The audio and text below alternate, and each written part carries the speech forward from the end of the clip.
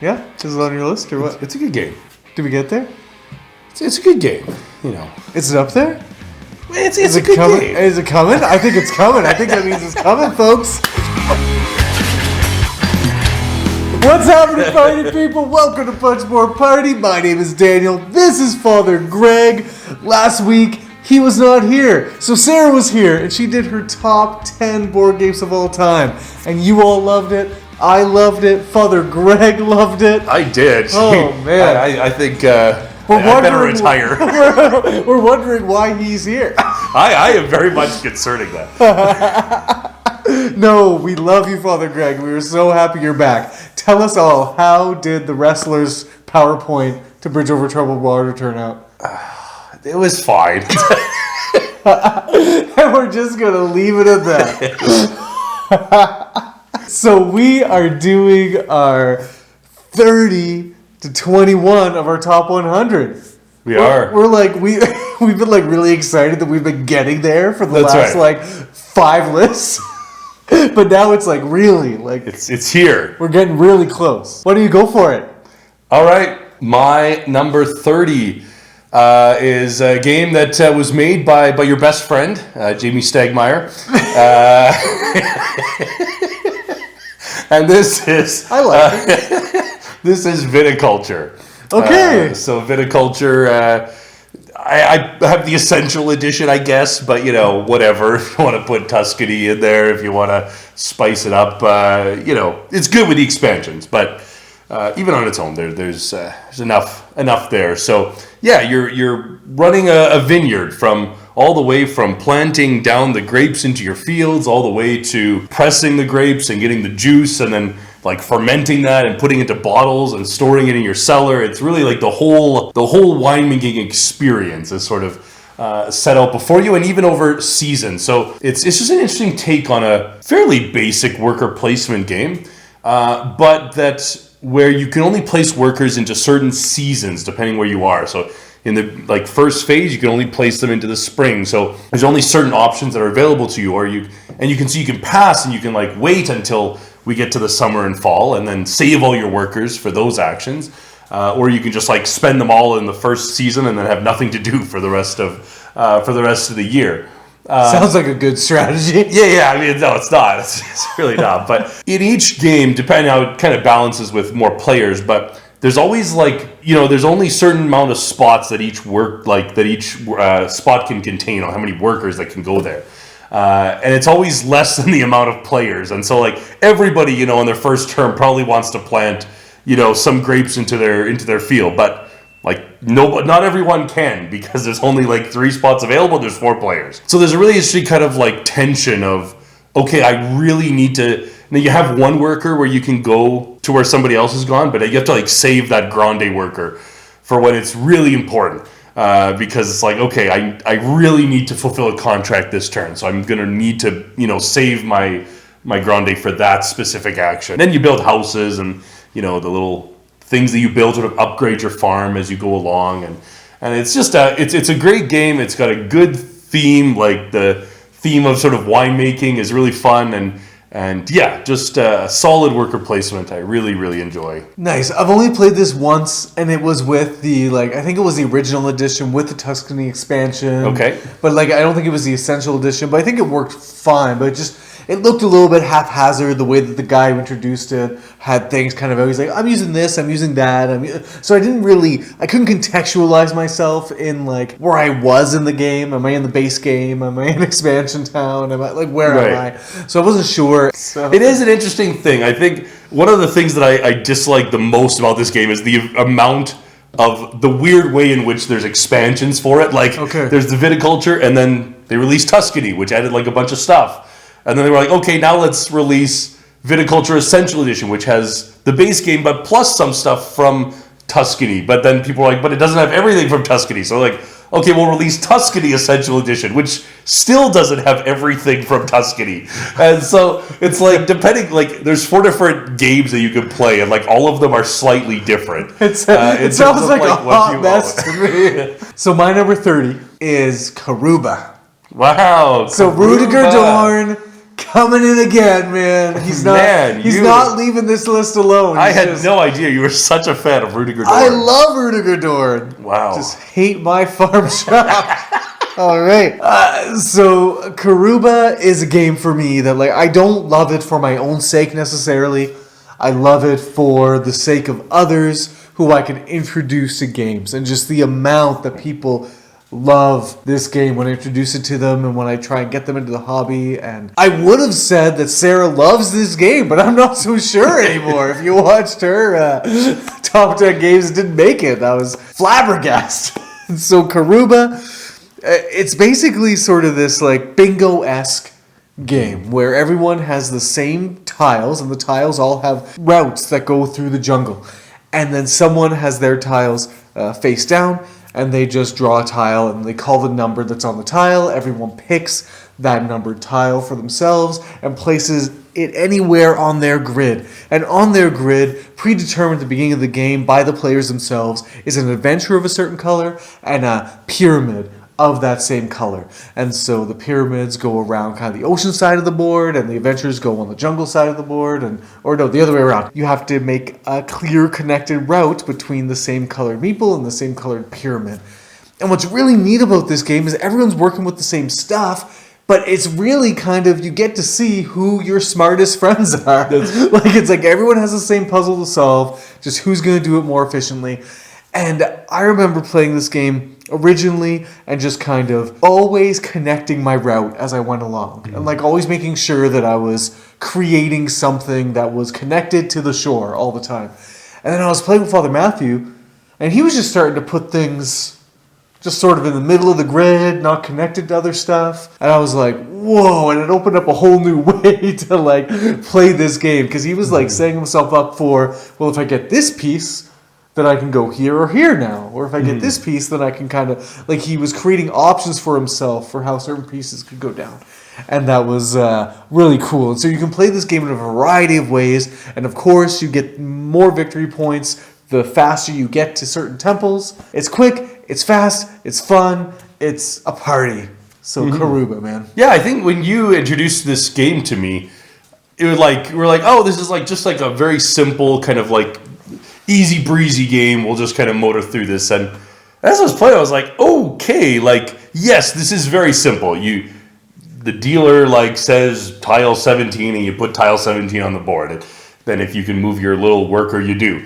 It's pretty simple, but man, the little intricacies. I mean, I love tile placement, the little following your guy, making him. It's just it's a nice little game. This is a game that, for me, is in my list because of the feeling that I get playing this game. This is a game that I have honestly sweat during the playthrough of this game. Honestly? Because I was terrified, yeah. And that is Letters from Whitechapel. Okay. So Letters from Whitechapel is a hidden movement game. One player plays Jack the Ripper, who's just murdered some poor lady and is now running to get to his hideout. And the other player players play the detectives, who are trying to kind of find Jack by looking for clues, he left a shoe in the alley or he left a scarf somewhere or whatever. And so it just plays really differently. If you're playing the detectives, you're playing this kind of analytical game. You're calculating steps. Well, he was here 3 turns ago, so that means he could either be here, here, here, here, or here. And then, okay, well, now let's try to spread out and kind of take all those places and see if we can't narrow it down further. But if you're playing as Jack the Ripper, you are terrified. At some points, you're like, oh, this is going great. Oh, I got this. And then, out of some divine intervention, one of the detectives will just start moving towards you. And you're like, I don't got this anymore. Oh man, I am going to be caught. This is terrifying. And you start running for your life. Trying as quickly as possible to get back to your base when you kind of end the night and then go into the next round. And with each progressive, because your hideout stays the same each night, and you're starting in different areas of the city every time. So as the first night, you're these guys are never going to catch me. I got this. But then by the end of the 4th night, you're the detectives have now sufficiently cordoned off the city. It's well, he's got to be somewhere in this area, and you're oh no, this is terrifying. So it's not the most complex hidden movement game. It's probably not even mechanically the best, but I think no hidden movement game creates that terror in me as good as Letters from Whitechapel does. Oh, interesting. See, so like hidden movement is not my mechanism of choice. I don't particularly feel drawn to it. And so I'm kind of like wanting to pick and choose how I spend my evening with a hidden movement game if I go. So like my question is Letters from Whitechapel better than, say, Fury of Dracula? Fury of Dracula is like a hidden movement game with a bunch of other stuff. Like you have to attack and kill Dracula. This is just hidden movement. Okay. If you want something a little bit smaller, like Whitehall plays in a little bit shorter time, they're very, very similar games. I mean, you could put Whitehall in here if you want. Whitehall or Letters from Whitechapel. It's just Letters from Whitechapel takes maybe twice as long, maybe 1.5 times longer. Well, you have both of them on your list. Yeah, they're both solid. You love them. Yeah. All right. Whitehall Chapel Letters. Man, let's play that game. My 29. This was on your list a little while ago. We're doing the flipperoonie a bit. The King is Dead. Okay, yep. So we are square on my list now. We are squarely into this sort of like more mechanically intricate, but still I like that medium weight. This is probably a little lighter than medium, but anyway, we've talked about before. The King is Dead, I think, is just a brilliant game design. Pierre Sylvester just has stroke of brilliance when he came up with this game, where it's like, okay, each player gets 8 cards that they're going to use to manipulate cubes on a board that don't belong to particular players, but you get to invest in those colors. So do you want Britain to win? Well, make it so that Britain wins. Plays a card to move Britain cubes into certain territories. But if you want to actually stake your claim and win the game, when Britain wins the game, you got to remove one of Britain's cubes and place it, decreasing their influence on the board, increasing your investment in them. And so the thing that I love the most about this game is the card play, where either on your turn you're going to play a card, move some cubes, remove a cube, or you're just going to pass. And so then it goes around the table, and if it goes around the table a full cycle with everyone passing, then there's cards around the edge of the board that tell you which area is going to be sort of fulfilled or contested, or where you're going to kind of say, okay, who won here? And then you're going to put a disc of that color, of the kind of winning military faction, and then that's never going to be touched again. You just move on, and it just the who's going to win the game starts to become a lot more clear as things go forward. And I just love that whole. I can play my cards here and secure my influence with Wales, or I can just kind of hold on and let the game play out for a couple rounds, and then have a lot more cards to play with and manipulate the game state after that. And so it's like, when are you going to jump in? When are you going to jump? That's the key critical question in this game. And I really enjoy that question. Yeah, and I suck at answering. I only win this game if I have the card that lets you have an additional... the damn coup. Yeah. That's the worst. Cool. My number 28, we've already mentioned, so I don't need to say too much about it, but that is The Resistance. Okay, sweet. So this is my kind of party game, I guess. I think this is the highest... what you call party game on my list, but yeah, just the kind of social deduction. You know, I think it's you. No, it's definitely Sally. You know, she looked at me funny. That whole sort of thing. What I like about The Resistance, though, I think, is that some social deduction games, it just comes down to, I think you're the murderer. And like, I don't really know why, I just like, you just looked at me funny. In The Resistance, it's possible to actually know who it is. It's possible to be like, no, but okay, in the third round, you voted that way. Now, the only reason you would have voted for that is if this person, you know, if you were colluding with that person, and so then you can kind of place it all into your mind, and so you have this great master theory, you know exactly who it is, and nobody at the table believes you because they all think you're the imposter. Yes. That's a great feeling. So yeah, the way this game deals with evidence is brilliant, because just like you said, you can figure it out. Right. And if you're too loud, doesn't matter. That's it. Yeah, the loudest voices are the worst. That's right. Yeah. No, cool. I like The Resistance. Okay, 28. A fairly new game here within the last year and a half or so. Lost Ruins of Arnak is my 28th favorite board game of all time. Wow.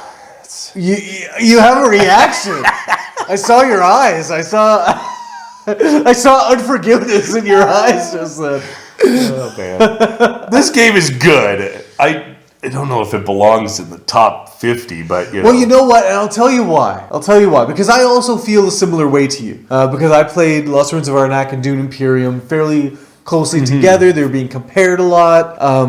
And as far as I'm concerned, one is far superior to the other.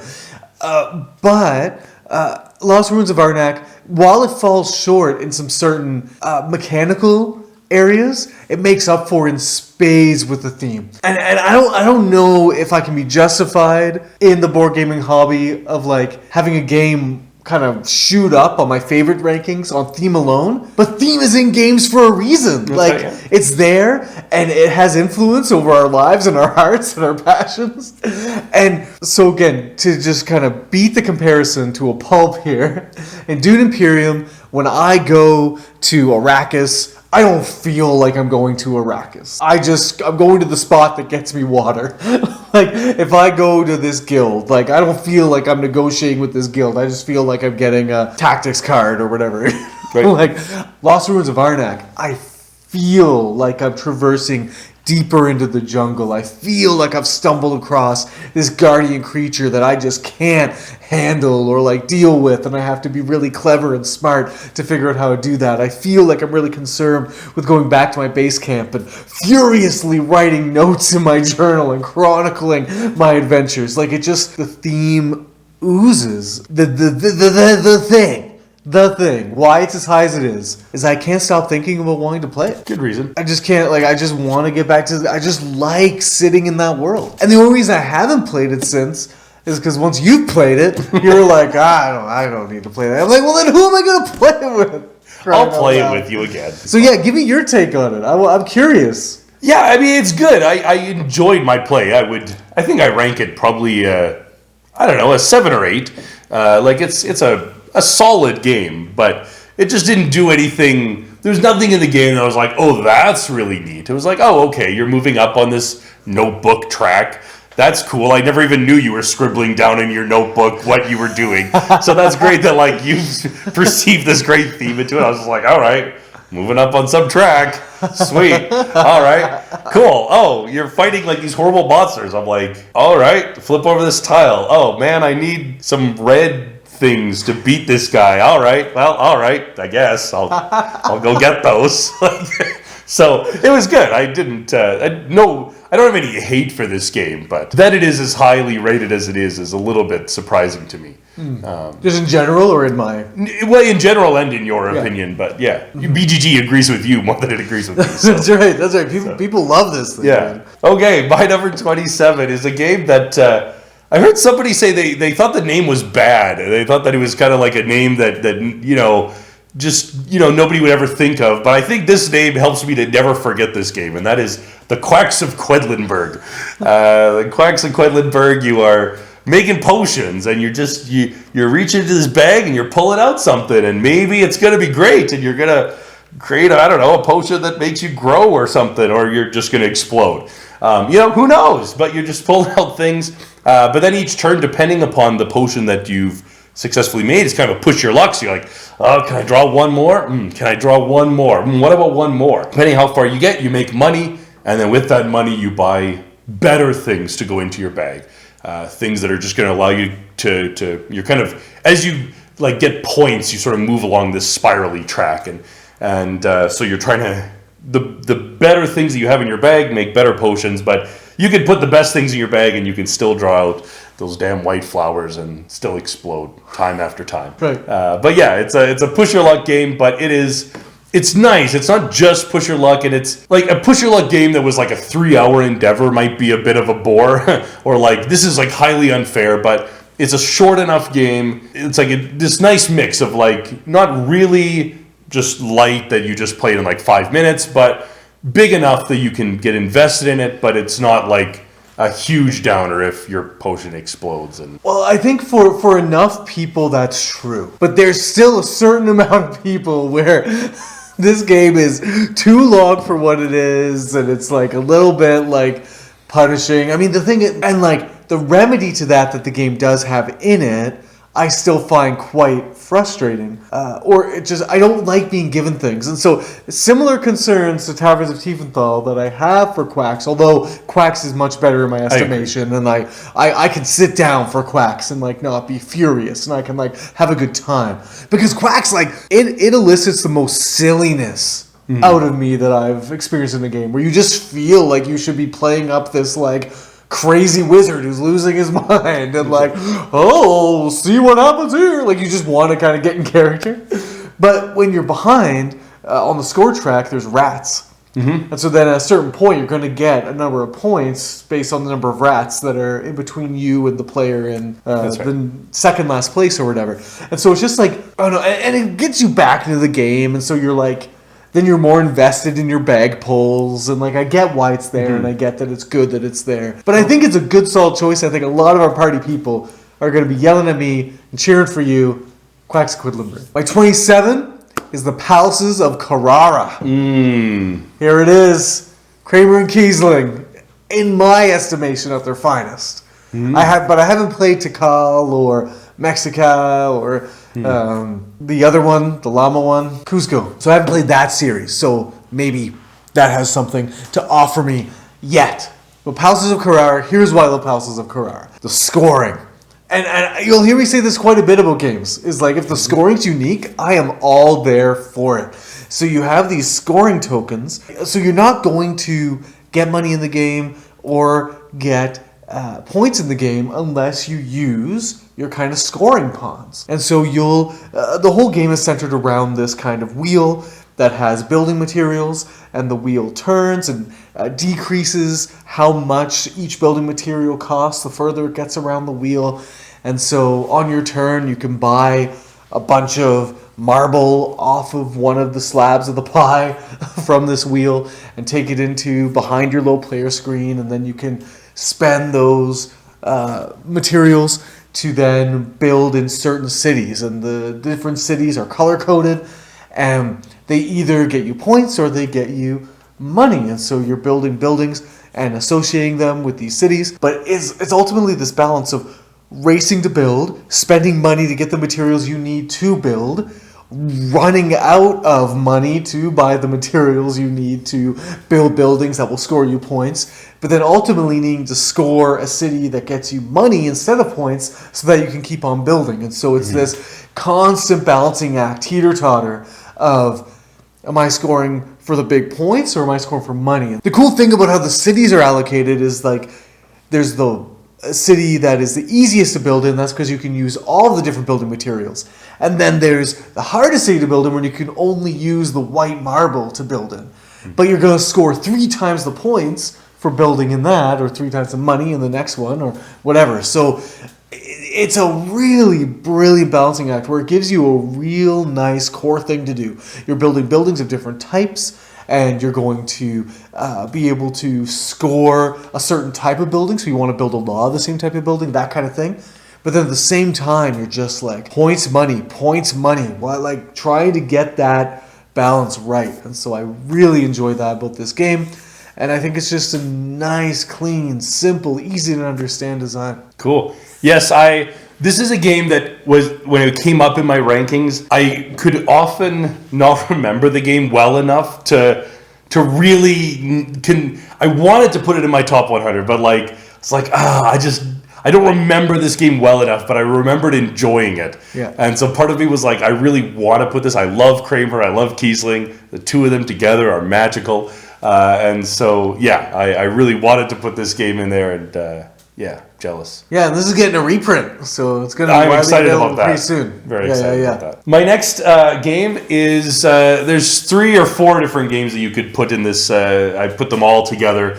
And that is Sherlock Holmes Consulting Detective. Okay. So my favorite of the 4, I think, that are out there right now is Jack the Ripper and West End Adventures. But pick whichever one you want, especially if you don't like graphic, imagery or gore. Then don't go for that one. But you can go for the other ones. but you love graphic imagery and gore. So what I love about the Jack the Ripper cases is that they're historical. Like this is like a real case that actually happened. Like a lot of effort was put into the game to like actually do research into who Jack the Ripper and possible theories as to who he might have been. And so the game kind of leads you through. It's different from all the other cases, which are fictional and just kind of set in the world of Sherlock Holmes, where you go to the morgue and the guy's like, well, he was hit with a blunt object. You're like, okay, I'm looking for something heavy and blunt. I don't know.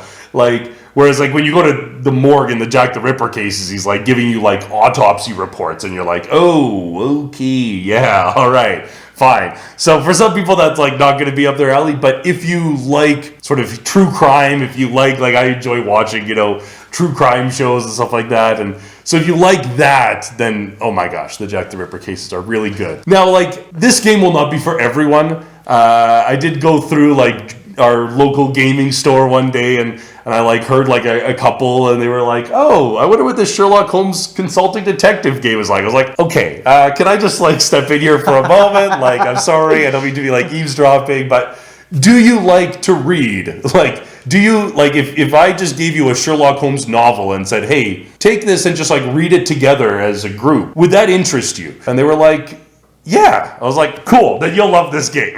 But like I could totally see how there would be people who would be like, what is this? Like, Yeah. It's just a book. You're reading, like you're flipping through pages. It's cool. It's kind of like a little bit of like choose your own adventure. You can kind of choose which suspect's house you want to go to, but you just flip to that page and it's like, all right, here's 3 paragraphs that you have to read that, is telling you about this person having to, whatever. Half of the time it's like 18 paragraphs and it tells you one important detail in the whole thing. But so for some people, that's going to be infuriating. And like some people, this game is just going to be the worst thing ever. But if you're like, what I find about something like, say, Pandemic Legacy, where like I flip over a card and it's just like the virus is out of control and you're like, oh, tell me something I didn't know, as opposed to like if you like a rich textured reading experience, if you like the fact of like opening up a game and you can tell that there's been work put into crafting a story and it's well written, the characters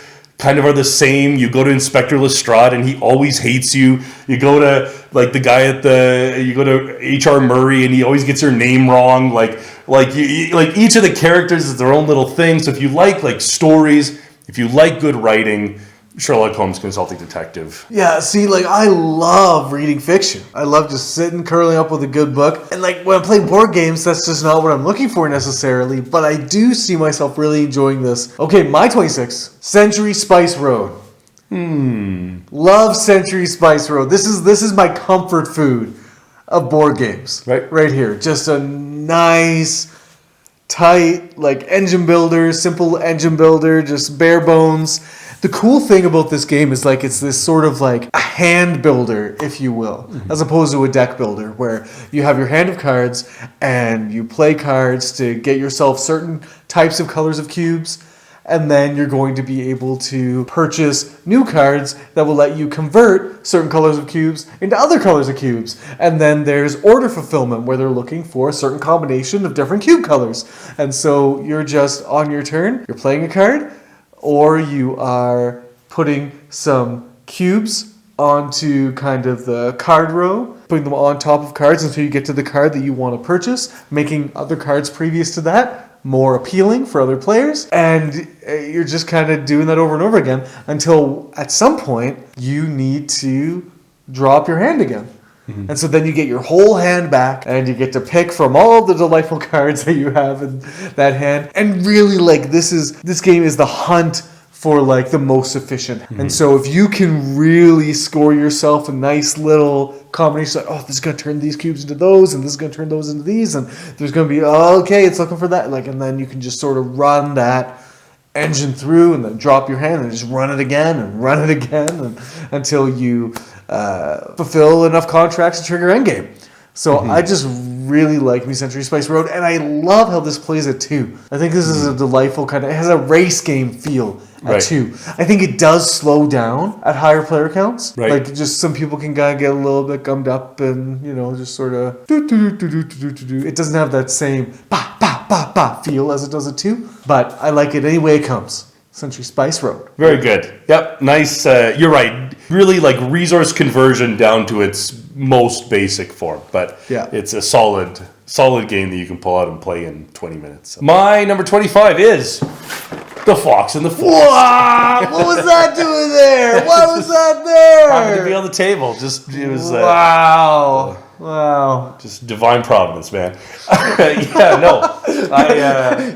God really wants to make sure that That's this right. list really pops, you know? No, the Fox of the Forest, same thing. Just like the Crew, when I explain to somebody that it's a cooperative trick-taking game, they're like, okay, that doesn't really make sense to me. But then if I explain, this is a 2-player only trick-taking game, they're like, what? That sounds crazy too, because like most trick-taking games, you're either on teams of 2, or you've got like 4 players, or 6, or more, whatever. Yeah. But like generally speaking, there's not games that fit into like that 2-player. You know, you play a card, I play a card. But the really great thing is this balance of you have to beat your opponent. You want to get more tricks than they do, but not that many more. You know, if you beat them by too many tricks, then you get no points and they get all the points. Yeah. Well, you can also get more points for getting no tricks. That's right, exactly. And so it's kind of like you're kind of playing, like the first couple rounds, you're just trying to kind of gauge what the other player's doing. Is he trying to lose a bunch or is he trying to win a bunch? And then he starts winning the first 3 and you're like, okay, well, I think now I'm trying to lose everything, right? I'm trying to just get rid of, like, I'm just going to try and get rid of all of my good cards and just try to tank this round. And then you start seeing your opponent and you're like, wait, is he throwing? Like, is he like just trying to get rid of all this? You're like, oh, shoot. Okay, now I have to figure out how to not win that much. And so you're like trying to slow down too. You're like, I want you. No, please have this one, please. Like, and so it's just this really interesting sort of back and forth. It's a genius design, and so I really like Fox in the Forest. I love the game. I think I just started playing it like as we were creating our lists, if not just after. So it didn't make it on, but I think now it would. Sarah's dad was just visiting us, kind of impromptu surprise visit, and busted it out with him. And he's kind of euchre player, this kind of thing. And so he took to it really well. Like, he was excited to discover this weird beast of a game. That he was like, oh, okay. Like, and then, but he really got into the groove pretty quick.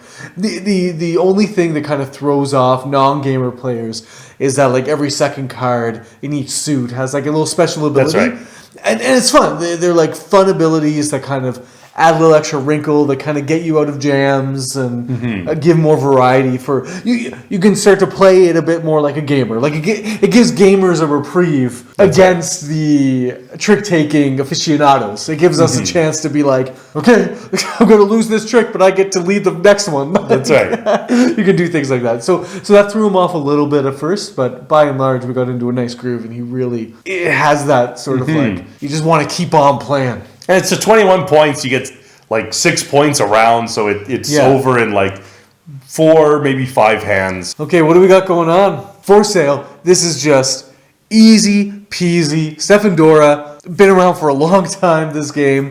This is just, you got 30 cards, numbered 1 to 30. Different player counts. You might mysteriously remove a couple of the cards or whatever. Game's in 2 phases. First phase, you just put out cards one for each player around the table, and then you just have an auction, and you're basically auctioning for the least valuable card per round. So if you're the first one to drop out of the auction, you're going to get the least valuable card, and then the next person to drop out is going to get the next. But every time you drop out, you're going to get half of your money back, rounded down, that you bid, until the final player. So the person who wins the highest value card, they didn't drop out of the auction, they have to pay all of their money, but they get the most valuable card. So you do that until all of these numbered cards have been doled out to all the players, and then you have a second phase in the game where you do the exact same thing, except you have monetary values. $15,000 or $1,000 or $0. And again, the person who plays the highest value property is going to get the highest value. You did talk about this. This was I think I did. I was going to say, after I said, I was like, I think this maybe was in my 80s somewhere. Yeah.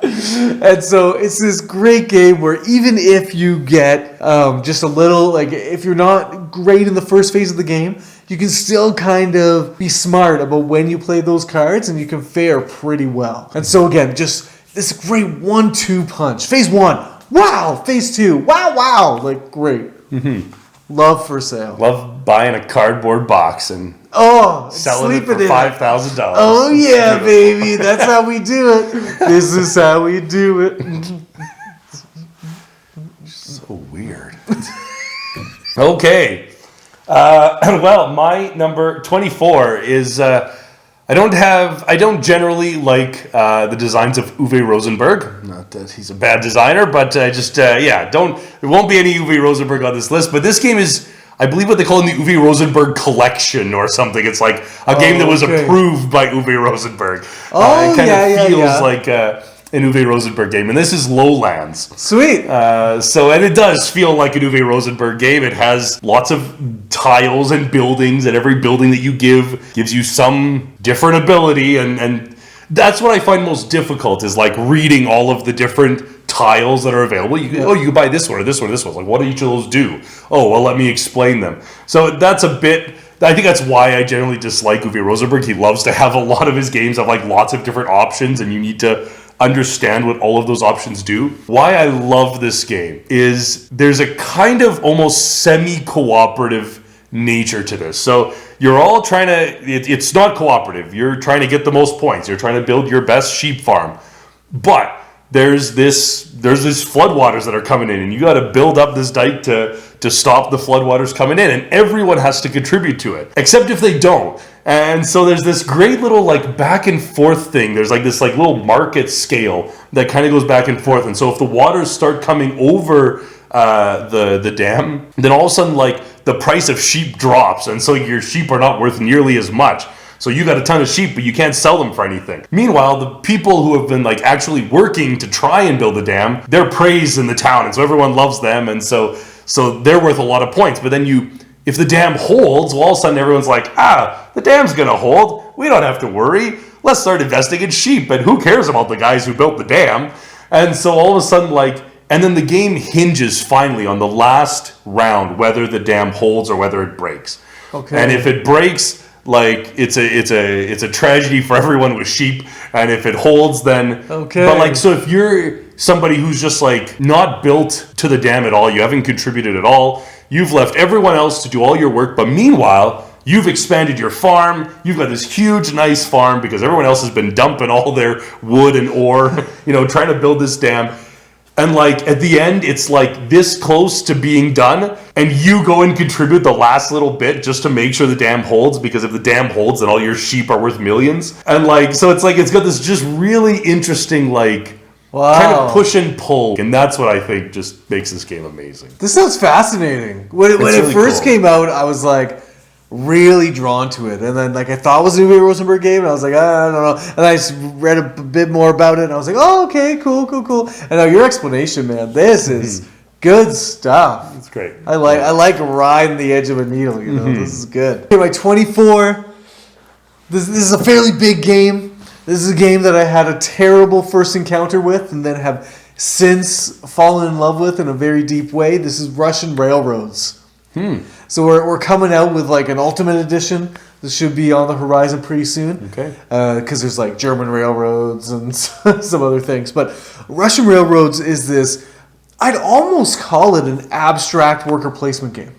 Like the theme itself is, yes, you're building railway lines through like Siberia and this kind of thing, and that's represented on the board in some certain way. But you each have a player board which have these different railway lines represented, and some are short and some are long. And then you also have on your player board these kind of purple hexagon spots, and those represent kind of this factory track where you're going to build your industry and factories along the way. But the player board basically just has all sorts of worker placement spaces that allow you to pick up certain kinds of track, like certain kinds of railway track. And you have to build one type first, and then you can reach a certain point on a particular track, and then you're able to build the next type of rail. And then you unlock the next type of rail. And so it's basically this sort of game of sort of racing down tracks, being able to unlock newer types of tracks that will ultimately get you more victory points if you build them. But it's tough because you have to spend all of your like workers getting this one type of track to unlock the next, and then you have to kind of start all over again and do it again. And that's where this game really sings. is all of the different bonuses where, bonuses for additional workers, bonuses for additional track, bonuses for if you do this, then you get this, bonuses for an additional engineer, because each round there's 2 engineers available that you can get. And engineers, they give you like ongoing kind of bonuses for doing certain things. So every time you go this space, you get an additional that, and all this stuff. So it's really in the synergizing of the bonuses that you get from the locomotive tracks, that you get from the factory tracks, that you get from the engineers, that you get from, it's just like bonus heaven. And the first time I played this, I did not understand any of that. But once you get into this groove of like, this is about utilizing every dimension of this game to benefit the other dimensions of this game. Just awesome. Like, so good. And cool. Heavy, thinky, hard, good. Right, I'll have to play this. I've never played it yet. Oh, it's good. My next is another 2-player only game, and this is Mandala. Okay. Mandala is a game that features a fabric board. It's like a cloth that you lay out on the table. And it's a simple game, but I don't even know if I can explain the rules. Like, I understand the rules, but you basically have a hand of cards, and there's 6 different colors, and you can place them into one of 2 different mountains. And you can place them on the mountain, or you can place them in your field. And if you place them onto the mountain, then you're going to be able to maybe eventually get them back. But if you place them into your field, you're just like vying for control of that mountain. So you're like saying, I'm going to put 5 cards into my field so that I'm going to win this mountain. And then when the mountain breaks, that means whenever there's 6 colors on that mountain, then you start like kind of drafting whatever's in the actual like mountain section, and you start like taking those. But then what happens, it's just a weird game, because you take, let's say I took a black card. Well, then that first black card just goes into this like river, and it means that every black card that I get subsequent to that one is now worth 1 point. But then the next card that I get, whatever yellow card or whatever, it's now worth, I put that in my 2-point spot. Okay. So every card I get is now worth 2 points, and then the next one's worth 3 points, and the next one's worth 4. So it's kind of like, but it's whatever you collect first has to go into that 1-point slot. And so you get like a ton of greens, and so you're like, oh, well, now all my greens are worth 1 point. Whereas like at the end of the game, you finally have built up to the point where now you can put like a blue card into your number 6 spot. So now every blue card that you get is now worth 6 points. But like now the game's going to end right away. So like you might only have 1 or 2 of them, that are available. So it's just I can't even compare this to any other game. I don't really know what this game is like. Maybe vaguely similar to the kind of mechanics in Above and Below, where you get resources and you kind of gain them. It's a little bit like that, but that's about the closest thing I could compare it to. Other than that, it's just a really different game, but I love Mandala. Okay, so I think we both like this game. This is Brian Boru from Chieftain to King. Right. This is a new game. Again, Pierre Sylvester, same designer as The King is Dead. And this is like trick-taking area control game. And that's the best way to describe it, but it doesn't really get you there to what this game is like. But basically, first thing you're going to do in a round is you're going to have this drafting phase. So you're going to be dealt a bunch of cards, and you're going to draft 2 cards at a time. I like that. I like that you're drafting 2 cards at a time. It feels like you have a little bit more... Because in drafting games, you always have that moment of like, oh, I want these 2. Well, you can take those 2. You can just take them. All the cards are different numbers, and then there's 3 different suits. A card has top sort of reward and value, which is typically taking over a territory on the map somewhere, but then it either comes with a bonus or at a cost. So the higher the card is, the more likely you're going to be able to use that card to claim a territory, the more you're going to pay for it. The lower card, then you're going to get bonus for being able to actually claim a territory with that low of a value card. And so the second kind of phase in the round is this trick-taking situation where the active player is going to take this ring and they're going to put it over a territory somewhere on the map. And they're saying, this is what we're fighting for, boys. And so then they're going to lead, and they're going to play a card down. And so, unlike other trick-taking games, you don't have to follow suit if you don't want to. It just means that you're not going to claim that region in the kind of area control portion of the game. But on the bottom of the card is another reward, and that's the reward that you're going to claim. And typically, that's going to let you influence the different kind of outside areas of the board, which are kind of a lot of sort of another style of area majority, where you want a bunch of your guys in the monastery, you want take a bunch of sort of military tokens out of this pool, so that at the end of the round, you're kind of well suited to kind of stand the Viking invasion.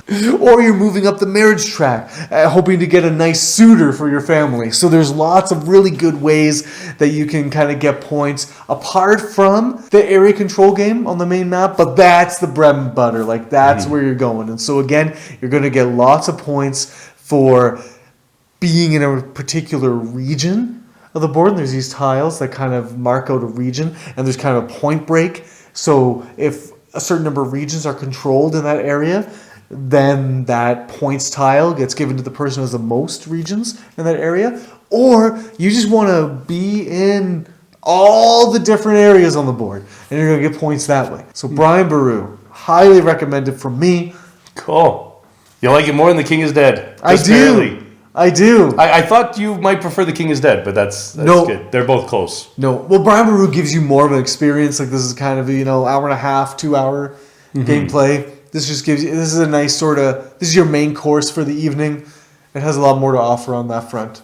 They're both very nice. My number 22, finally I finish out the Garphill Games trilogy, and this is Paladins of the West Kingdom. There it is. It's where it belongs, I feel. That's right. It is. It's the least, it does the least new things. It's the least, kind of ingenious game of the three. Architects is kind of weird. Viscounts, you're going around in a circle. It's kind of weird. Paladins is a pretty, kind of more or less straightforward worker placement game. Some spaces you need multiple workers for, but you're just sort of putting workers, and then you're moving up different tracks. You're increasing your piety and your military strength and your charisma or whatever, and then you're kind of moving in these. Each track depends upon another thing. So you want to go and increase your faith. It's okay, well then you need to go send out monks. Oh, but to do that, you first need some charisma. You need some influence in the town to be able to do that. I was I don't have influence. How do I get influence? Oh, well, to get influence, you need to go and convert these warlords and bring them into the town. You're okay. And so how do I do? But I need strength to do that. Oh, well, how do I get strength? Oh, well, to do that you're gonna have to build a wall, but that's gonna require influence. Now I'm back to square one. How do I get influence? And so it's this kind of neat little sort of circle where everything kind of depends upon everything else. It's just really clean. A nice, beautiful worker placement kind of game. And so, yeah. So I came over to your house in the fall. When I first kind of landed, and you had this out, you were setting it up, and I was like, oh, brother. Because I had I had a hate-on against these Garphill games. Just Raiders of the North Sea I liked fine, but didn't really do anything for me. And then the art just didn't appeal to me much. So I kind of avoided them a little bit. Oh, man, I was wrong. This is so good. It was just so satisfying. Oh, man. Yeah, great choice. Good. They're right. Your list is better than mine. They haven't seen my top 10 yet. They'll all go out the window. My 22. This is Beyond the Sun. Okay, so this is a fairly new release. Again, in the year and a half range. It's been out. You mentioned a game last list. I can't remember what it was now, but you were like, this is Tech Tree, the game. Right, Anno 1800. Okay, so again, haven't played Anno 1800, but I beg to differ, man. This, Beyond the Sun, is Tech Tree, the game. The whole board is a tech tree of cards, and basically you have this sort of one worker that you just kind of select an action with, and you can sort of move where you put these kind of they're not settlements, but they kind of feel that way, kind of on a particular area where there's a card, and you unveil the card, and then it now reveals a new action spot that you can utilize. And now you can choose, as you build more settlements, which way you're kind of going to go down. Are you going to unlock a card up this route, or are you going to unlock a card around this route? And then in order to unlock a card down this route, you have to have areas marked on these two cards first, and then you can unlock this card. And so you're kind of building a pathway for yourself to give different abilities. But basically what you're doing is you're focusing on unlocking the abilities that you can, which is good because the more you put out kind of your buildings or whatever, the more kind of resources you are unveiling on your board, a la Terra Mystica, a la Towns of Teutonica, a la, Scythe or whatever, these games that do that. You're doing that, so that's good. But then there's a whole other area, a whole other board that's all this like planet conquest stuff. And there's little cards on this board. You basically have to spend your ships to travel certain amounts of spaces. And so you have these cubes, and they can either be workers that you can spend to do different things, or they can be ships. And they look like dice, but you don't roll them. They just are what they are, and you can upgrade them to certain ways. But these ships you send out, and you can travel to certain planets, and then conquest planets, and these planets give you ongoing abilities to help you through the thing. But basically, this is all about seeing what advantages and abilities are available to be more efficient at doing the kind of things that you want to do to get ahead in the game, and then just trying to make the most efficient route so that you are doing all the right things or have the right abilities at your disposal. Because the worst thing that happens in this game is that you kind of go down this part of the tech tree and another opponent goes up this part of the tech tree. You see a thing that they have access to that would be really beneficial for your strategy. And so you really need to be a couple of steps ahead so that you know that you're not kind of squandering those opportunities or finding yourself in a situation where you really wish that you were on the other side of the tech tree. Cool. I've heard of this game, but I know almost nothing about it from what you just told me, so that sounds good. My last game on this list, 21, is Imperial Settlers Empires of the North. Hey, there you go. So this is generally speaking, I think I like asymmetry. I'm not a huge fan of it just because I find it often takes a little bit more to explain. And that is a kind of hurdle in this game, is like, I feel like when I give you a choice of, before I even explain the rules, I'm like, okay, pick one of these clans. You're like, I don't know which one I want. I'm like, okay, well, this guy's kind of easy. Maybe try him. But then I need to explain, like, how your deck works, how my deck works, so you can understand that and kind of maybe try to play against it a little bit. But that feeling of asymmetry is what makes this game really sing. Just this idea that everybody has their own deck, and my deck is very different from your deck and has entirely different ways of winning. One deck starts really, really big. I think it's like the Romans, one of the Roman decks, they start really, really big, but then like as they expand, they progressively get slower and slower and slower. Whereas like there's the Scottish bankers, and they start off like really slow, but then they like speed up over time. And so as they invest more and more in their banks, they're just getting more and more interest from all of the things that they're investing. And then there's other guys that just hit you, or other guys that like, I'll give you stuff, I'll trade with you, but like you can't refuse it. So it's like I'm giving you stuff, but I'm also like getting something in return and playing that out to the best ability. And so there's just all these different like cool little clans, and yeah, you're just building a tableau. You're just trying to get to 25 points, I think it is, and you win. And it's just like kind of a race to that point, and yeah, just a really neat little asymmetrical tableau builder. Yeah, probably one of the best tableau builders out there. Like if you just if you want to play a card game that you feel like you're building something great, this is it. This is so good, so good For sure. My last game for this list, finally. I hope this video is not 2 hours long. We'll see. Blue Moon City. This is a Ryan Knizia game. Oldie, but a goodie. This is like, I'm kind of sad that's this low. Like, this is a game that's like near and dear to my heart. So this is a card game through and through, where you have cards that have like monetary value as well as an action. And so you're either going to spend a card for its action, or you're going to combine a bunch of cards to contribute to the building of this like moon obelisk, well, as well as different buildings on the board. So the board is just a grid of unconstructed buildings that require certain suits and like a certain number value of that suit. So it might be looking for a 2 red, a 3 red, and a 4 red, or whatever. And so you just got to get your little pawn. You have some movement points, and so you can either there's some action cards that'll let you just kind of fly across the board, but typically you have like 1 to 3 movements or something, and so you just kind of go do, find yourself at a spot, and then contribute to a building. And then the whole thing is like if you contributed to the building the most, then you get more of the reward than the other players. And that's what happens. So you build buildings, and the reward is often these like dragon crystals.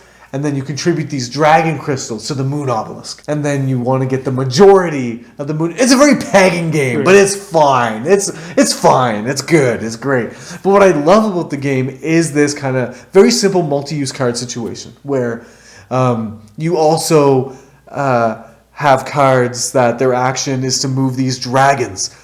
And if you build on a spot with dragons, then you get dragon scales. And if you have the most dragon scales, then you get like a boon of these crystals that you then can then contribute to the main sort of area majority game that you're playing in the middle. But it's all this kind of, just a lot of spending resources that are just kind of spending cards to contribute to buildings that will then get you another resource that you can then contribute to another kind of building. So it's this layered thing. You're trying to get around the board efficiently, getting to the different places where you can get spots to build. But then the cool thing is if you construct something and it has a bunch of constructed buildings around it, you're also going to get the reward of that constructed building that's adjacent to the building you just constructed. So it's a game of plenty, and I like that feeling. A really smooth, slick card game. Reiner Knizia at his best, I think. Love Blue Moon City. I'm impressed how many games... I played this once, a number of years ago. Yeah. But I'm impressed how many games in your top 30 I have not played. So hey, man. Cool. Here it goes. Let's do it. Cool. That's it. That's it. That's it. We're going to be back next week, hopefully. Yep. Unless you got to make another PowerPoint or something. But nope. Good. We're going to be there. And we're heading into... I might cut out those things. I don't know. So next week, moving to our 20th favorite game of all time to our 11th favorite game of all time. We are closing in, and we have kind of our next series of videos sort of in the works where we got some things that we're kind of working on. We're going to be kind of figuring some stuff out to bring some great stuff to you. If you like this video, please subscribe to the channel, like the video, share the video, all that good stuff. We love talking to you in the comments down below. Now that Sarah's been on the channel, we're hoping to get her on the channel more often. People really enjoyed her presence. I enjoy her presence, and so we're just going to keep that coming. This is turning into a thing, and I really like having you party people on board for this thing. Anything you want to say to the party people before we get going? Can't wait. It's going to be good. Awesome. Okay, until next time, party people, have the best day.